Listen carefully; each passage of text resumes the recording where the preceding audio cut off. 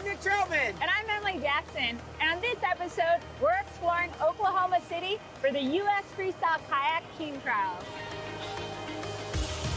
Competitive kayaking is something that's really shaped me as a person. It just continues to push Emily further and faster, and she just wants to always stay at that top level. You know, I grew up on the U.S. Freestyle Kayak Team, so being a part of the team is community, it's family. So my dad, my brother, my husband, even my youngest brother was out on the water with me several times this week. So to have that kind of support system, it really helps us perform our best. I know that I have it in me to beat out some of the other competitors.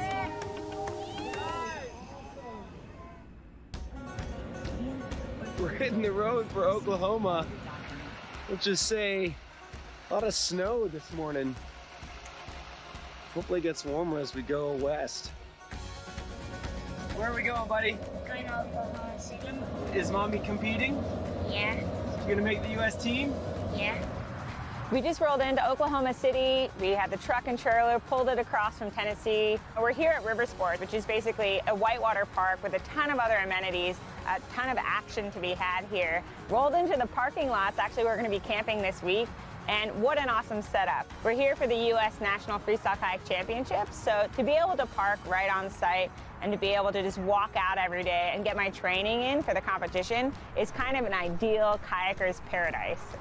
The first day that we rolled in was actually my birthday, so we ended up going to a pool session with all the local paddlers, and they brought a ton of treats, so we had a ton of cake, a ton of desserts, and it's just a great way to celebrate arriving here. Well, it's just about 10 o'clock, which means that the pumps turn on, which means training starts, so it's pretty exciting. Everyone's getting geared up and ready.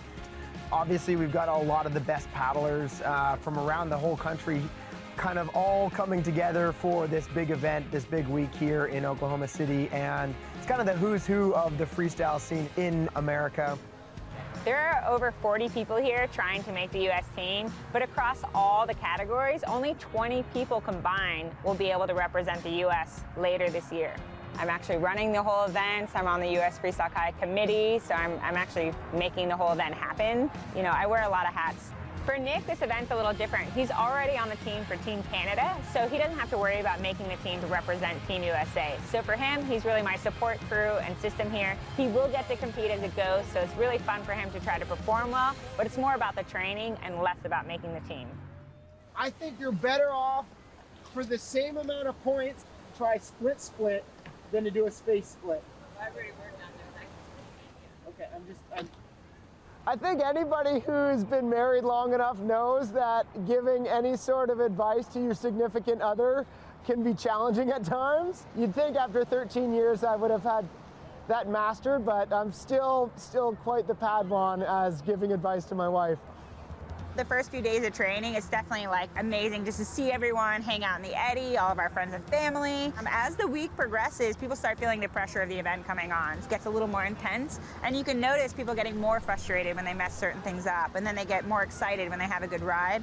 Luckily, we're all sharing that. We all have the same goals here. We all want to make the team, and we all want to perform our best. So as the week progresses, you'll notice people start taking either smaller sessions because they're trying to conserve their energy. But these first few days are just paddle as hard as you can, enjoy time on the water, and then set yourself up for hopefully a very successful weekend.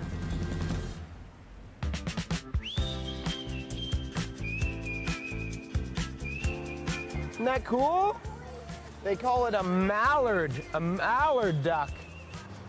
After I was done my training session, we loaded up the kids into the car and hit up Bricktown. It was a beautiful canal, ton of history there that I had no clue about.